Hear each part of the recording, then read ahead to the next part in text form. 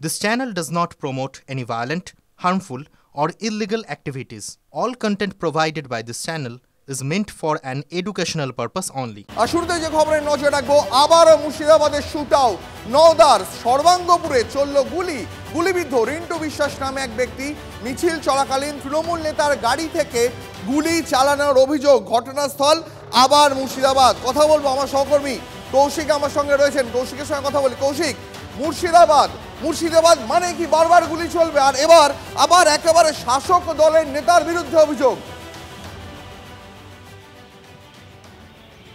একদমই তাই। দেখো, গতকাল বোমা বিস্ফোরণের ঘটনা ঘটেছিল এই মুর্শিদাবাদে। এই গতকালের পর আজকে কিন্তু শাসক দলের গাড়ি থেকে কার্যত বোমা ছোড়া হয় এমনটা অভিযোগ। একটি সেখানে ধর্মীয় মিছিল চলছিল, সেই মিছিল থেকে যখন ফিরছিলেন সেই সময় কিন্তু একটা রাস্তা সাইড দেওয়া নিয়ে বচসা শুরু হয় এবং সেই বচসা শেষ পর্যায়ে গড়ায়। তখন সেই মুহূর্তে কিন্তু তৃণমূল নেতার গাড়ি থেকে গুলি ছোড়ে বলে এমনটাই অভিযোগ উঠে আসে এবং ঘটনায় রিন্টু বিশ্বাস নামে একজন আহত হয়েছেন। তিনি বর্তমানে মুর্শিদাবাদ মেডিকেল কলেজ হাসপাতালে চিকিৎসাধীন অবস্থায় রয়েছেন। এই নিয়ে ঘটনায় পুরো তদন্ত শুরু করছে ইতিমধ্যে নওদা থানার পুলিশ। তবে যে মুর্শিদাবাদ বারবার শিরোনামে যে কটাতে তুমি বলছিলে, সে জঙ্গি যোগ হোক বা কোথাও বোমা বিস্ফোরণ বা কোথাও গুলি চালানোর ঘটনা, সেই ঘটনায় কিন্তু একের পর এক অভিযোগ উঠে আসছে এই মুর্শিদাবাদ থেকে। এবং নওদায় যে ঘটনাটি ঘটেছে, যে রাস্তা দেওয়া নিয়ে বচসা, সেখান থেকে গুলি চলছে। অর্থাৎ যেভাবে এই আগ্নেয়াস্ত্র বা বোমা বা গুলি যেভাবে মুর্শিদাবাদে আসছে, সেটা যেন কোথাও যে পুলিশ প্রশাসনের দিকে আঙুল উঠছে। কারণ এইসব আগ্নেয়াস্ত্র অবৈধ কোথা থেকে আসছে, কোথাও কি নজরদারির একটা অভাব রয়েছে দ্বীপ। তুমি যেমনটা দেখতে পাচ্ছ জঙ্গি গ্রেপ্তারের ক্ষেত্রে সেই রকমটা কিন্তু একেবারে। তার মানে একটা কথা তো খুব পরিষ্কার যে বারবার কখনো জঙ্গি অনুপ্রবেশ, কখনো বোমাগুলি, এই সব ক্ষেত্রেই শিরোনামে বারবার মুর্শিদাবাদ। আহত ব্যক্তি তিনি কি বলছেন শোনাবো আপনাদের। আমি জানি না ওখান থেকে আপনি কোথায় যাচ্ছিলেন? বাড়ি? আমরা ওখান থেকে চলে আসছিলাম। দিয়ে আপনি কি তৃণমূলের মিছিলে ছিলেন? আর এদিকে ওপার বাংলায় অস্থির পরিস্থিতি, আর এদিকে জঙ্গি সন্দেহে রাজ্যের বিভিন্ন প্রান্ত থেকে ধরপাকড়। তার মধ্যেই মাথা ব্যথার কারণ হয়ে দাঁড়াচ্ছে অনুপ্রবেশ। এবার সুন্দরবনে বাঘের ডেরা দিয়ে কি ভারতে ঢুকে পড়ছে অনুপ্রবেশকারীরা? গোয়েন্দা সূত্রে বড়সড় অভিযানে নেমেছে বন দফতর। খবর পাওয়ার পর সুন্দরবনের খাঁড়ি দিয়ে গভীর বনে ঢুকে তল্লাশি চলছে। দেখুন সেই ছবি। হেড়োভাঙা 9 নম্বর, আজলমারি 2 এবং 3 নম্বর জঙ্গলে অভিযান। দক্ষিণ 24 পরগনা বন দফতরের আধিকারিকদের সঙ্গে ছিলেন আমাদের প্রতিনিধি অভিজ্ঞান নস্কর। আর একদিকে এই অভিযান দেখছেন, আর একদিকে বারুইপুরে উদ্বাস্তু কলোনি রাতারাতি ভ্যানিশ। পাশাপাশি দুটো ছবি দেখাচ্ছি আপনাদের। এবার কথা বলবো আমাদের সহকর্মী তন্ময় প্রামাণিকের সঙ্গে। তন্ময়, রাতারাতি অনুপ্রবেশকারীরা কোথায় গেলেন আমার প্রথম প্রশ্ন। আর দ্বিতীয় প্রশ্ন, একেবারে বাঘের ডেরা দিয়ে অনুপ্রবেশ হচ্ছে, কিভাবে ট্র্যাক করা সম্ভব? দেখো, দুটো জিনিস। একটা হচ্ছে প্রথম যে তোমার প্রশ্ন, সেটা হচ্ছে হাড়দহ বারুইপুর শহরের একদম নাকের ডগায়। সেখানে রোহিঙ্গারা বসতি স্থাপন করেছিলেন। TV9 বাংলা বলছে না, কে বলছেন? শাসক দলের পঞ্চায়েত প্রধান, মানে যিনি এই সরকার প্রশাসনের একজন অঙ্গ। প্রধান হচ্ছেন সেই গ্রামের, সেই অঞ্চলের একেবারে শেষ কথা। সেই প্রধান বলছেন এখানে রোহিঙ্গারা এসেছিল, তাদের সন্তান সন্ততি নিয়ে এসেছিল, রোহিঙ্গারা এখানে বসবাস করছিল, আমরা ঘর করে দিয়েছিলাম, তাদেরকে আমরা নিয়ে এসেছিলাম, এখানে রেখে দিয়েছিলাম। রোহিঙ্গারা কিন্তু অনুপ্রবেশকারী, তারা এসেছিল বাংলাদেশ থেকে বা কোনোভাবে। কিভাবে তারা এই দেশে ঢুকেছিল, এই রাজ্যে ঢুকেছিল, সেটা কিন্তু আমরা এখনো পর্যন্ত জানি না। সেটা জানতে পারছি তাদের পরিত্যক্ত ঘরগুলো পড়ে রয়েছে। যারা তাদের এনে বসিয়েছিলেন, যারা সাহায্য করেছিলেন, যারা এই অনুপ্রবেশ করেছিল, তাদের পাশে যারা দাঁড়িয়েছিলেন, তারা পরিষ্কার ক্যামেরার সামনে স্বীকার করছেন। অর্থাৎ অনুপ্রবেশকারী বা অনুপ্রবেশ করাটা বোধহয় কোথাও জল ভাত হয়ে দাঁড়িয়েছে। না হলে এরকম 327 জন মানুষ, তারা একদম বারুইপুরের যেখানে প্রশাসনের হেডকোয়ার্টার রয়েছে, সেটা SP অফিস হোক, DM অফিস হোক, তার নাকের ডগায় হাড় ধরে এরকম বসতি স্থাপন করতে পারতো না। আর 2, বসতি স্থাপন করলো যখন নানান দিক থেকে রাজনৈতিক অভিযোগ আসতে শুরু করলো যে অনুপ্রবেশকারীদের এখানে বসতি স্থাপন করতে দেওয়া হচ্ছে। বিজেপি যখন অভিযোগ করলো রোহিঙ্গাদের ডেকে নিয়ে আসছে এই রাজ্যের প্রশাসন, এই রাজ্যের একটা অংশের মানুষ, তখন কিন্তু ধরপাকড় শুরু হতেই এই 327 জন ভ্যানিশ হয়ে গেল। অর্থাৎ এই রাজ্যের বা এই দেশের মানুষের ভিড়ে তারা কোথাও মিশে গিয়েছে। এখন অভিযোগ উঠছে তারা পরিচয়পত্র নিয়ে এখান থেকে ভেঙে গিয়েছেন বা চলে গিয়েছেন। এটা প্রথম প্রশ্নের উত্তর। অর্থাৎ অনুপ্রবেশকারীরা এখানে ছিল, তারা রোহিঙ্গা, এবং তারা কিভাবে ঢুকলো সেটা কেউ বলতে পারছে না। 2 নম্বর হচ্ছে এই যে বাঘের ডেরা দিয়ে আমাদের কাছে যে ছবি রয়েছে, সে ছবি মারাত্মক ছবি।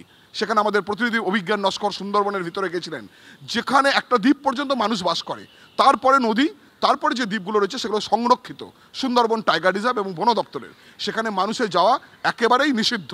পাশাপাশি যারা কাঁকড়া ধরতে যান বা মাছ ধরতে যান তাদেরও নির্দিষ্ট একটা জায়গা পর্যন্ত যেতে পারেন, তারপর তারা যেতে পারেন না, কারণ বাঘের আক্রমণ হতে পারে, যে কারণে বাঘের হাতে অনেকের প্রাণ যায়। ওই যখন নিষেধাজ্ঞা অমান্য করে তারা খাড়ি দিয়ে ভেতরে ঢুকে যান। এইখানে মাঝে মাঝে জলদস্যুদের হানা ঘটে, ফলে এখানে বাইরে থেকে লোক আসে, এই অভিযোগ দীর্ঘদিন ছিল। কিন্তু রিসেন্ট সম্প্রতি বাংলাদেশের অস্থির পরিস্থিতি নিয়ে সুন্দরবন দিয়ে লোক ঢুকে পড়ছে, এমন গোয়েন্দা রিপোর্ট জমা পড়ার পরই বিএসএফ, কোস্টাল পুলিশ, প্রশাসন, বন দপ্তর, সুন্দরবন টাইগার রিজার্ভ তারা কিন্তু একেবারে বলা চলে তল্লাশি শুরু করেছে। এবং এর পাশাপাশি আরও একটা জিনিস লক্ষ্য করার মতন, এই সমস্ত মৎস্যজীবীদের নৌকোয় অনেক ক্ষেত্রেই দেখা যাচ্ছে জাতীয় কোনো পতাকা নেই, অর্থাৎ ভারতের পতাকা নেই। তার মানে তারা আদতে কোন দেশের বাসিন্দা সেই নিয়ে কিন্তু একটা সন্দেহ বারবার তৈরি হচ্ছেই। আর এরপর যে খবরে নজর রাখবো, গতকাল সন্ধ্যে 6টায় বিগ ব্রেক অ্যাট 6-এ আমরা দেখিয়েছিলাম আপনাকে পাসপোর্ট জালিয়াতিতে নজরে কলকাতা পুলিশের কর্মী। আমরা প্রশ্ন তুলেছিলাম, তাহলে কি কোথাও কলকাতা পুলিশের অন্দরেই এই জালিয়াতি চক্র ডালপালা মেলেছে? এবার TV9 বাংলা সেই খবরেই যেন শিলমহল পড়ল। পাসপোর্ট মামলায় গ্রেপ্তার কলকাতা পুলিশের প্রাক্তন এসআই আব্দুলকে 18 জানুয়ারি পর্যন্ত পুলিশি হেফাজতের নির্দেশ আলিপুর আদালতে।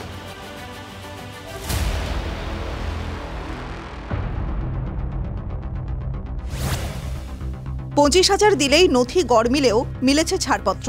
পাসপোর্ট সেকশনে থেকে কার্যত মৌরুষি পাট্টা তৈরি করে ফেলেছিলেন কলকাতা পুলিশের প্রাক্তন এসআই আব্দুল হাই। পাসপোর্ট মামলায় গ্রেফতার কলকাতা পুলিশের প্রাক্তন এসআই। অশোকনগরের গুমা থেকে গ্রেফতার প্রাক্তন পুলিশকর্মী আব্দুল হাই। ধৃত পুলিশকর্মী পাসপোর্ট সেকশনে কর্মরত ছিলেন। যে 150টি অর্থাৎ 150টি পাসপোর্ট নিয়ে যে অভিযোগ সামনে উঠে এসছে, তার মধ্যে 52টি পাসপোর্ট ভেরিফিকেশনের দায়িত্বে ছিলেন, অর্থাৎ পাসপোর্টের যে আবেদন করেছিল সেই আবেদন সংক্রান্ত যে সমস্ত নথিপত্র সেগুলো যাচাইয়ের দায়িত্বে ছিলেন এই আব্দুল হাই নামের তৎকালীন এই সাব ইন্সপেক্টর। এবং প্রত্যেক পাসপোর্ট পিছু তিনি 25,000 টাকা করেও নিয়েছিলেন, এমনটাও কিন্তু সূত্র মারফত জানা যাচ্ছে। পুলিশ সূত্রে খবর, পাসপোর্ট জালিয়াতির অন্যতম পাণ্ডা সমরেশ বিশ্বাসের সঙ্গে সরাসরি যোগাযোগ ছিল আব্দুল হাইয়ের। সমরেশের নির্দেশেই ভেরিফিকেশনের সময় নথি যাচাই না করে অনুমোদন দিতেন আব্দুল। প্রাক্তন পুলিশকর্মী গ্রেফতারিতে জেলার ইন্টেলিজেন্স নিয়ে প্রশ্ন তুললেন প্রাক্তন পুলিশ কর্তা। সরকারের বহু জায়গায় তারা এই ফাঁদটা পেতে রেখেছিল যে তারা অর্থের প্রলোভন প্লাস তাদের সাথে একটা লিয়াজও করে নিয়েছে। আমি কি অস্বীকার করতে পারি যে এখানে যে ডিস্ট্রিক্ট ইন্টেলিজেন্স ব্রাঞ্চ যেটা, সেটা টোটালি ফেলিউর নয় কি? অশোকনগরের গুমাতে আব্দুল হাইয়ের বাড়িতে পৌঁছে যান আমাদের প্রতিনিধি। স্বাভাবিকভাবেই এই অভিযোগ মানতে নারাজ আব্দুলের পরিবার। 36 বছর চাকরি করে সে রিটায়ার করে গেছে, নীতির সহিত উনি কাজ করেছেন। এখন হঠাৎ করে কি হয়েছে আমরা নিজেই দুঃখিত যে কেন এরকম ঘটনাটা এখন ঘটলো। হাউস ওয়াইফ, আমি এত কিছু জানার চেষ্টা করিনি। বলবো সত্যি আমার বাবার মতো মানুষ হয় না, উনি যে এরকম কাজ একদমই না। পাসপোর্ট জালিয়াতির শিকড় কত গভীরে সে নিয়ে সওয়াল বিরোধীদের। শাসক দলের নেতারা বলছেন আইনের পথে চলবে। শিকড় কতটা গভীরে ভাবুন, এক পুলিশ কর্মী সারা জীবন লুটেপুটে খাওয়ার পর অবসর নিয়েছেন, তারপরেও জালিয়াতির চক্র থেকে বেরোতে পারছেন না। বৈধ অনুপ্রবেশকারীদের হাতে পাসপোর্ট তুলে দিচ্ছেন, জাল পাসপোর্ট তৈরি করছেন, সোর্সের মধ্যে ভূত থাকার নামান্তর। একে অপরের বিরুদ্ধে কাদা ছেটাছেটি বন্ধ করে প্রশাসনিক স্তরে ঐক্যবদ্ধভাবে এই সমস্ত অপরাধ যারা ঘটাচ্ছেন তাদের খুঁজে বার করে নির্দিষ্টভাবে তাদের আইনের দরজায় আনা উচিত। এই যে পাসপোর্ট জালিয়াতি বিষয়টা তো নতুন নয়, এটা বাম জমানা থেকে চলছে, আগের থেকে কমেছে, অন্য রাজ্যে চলছে।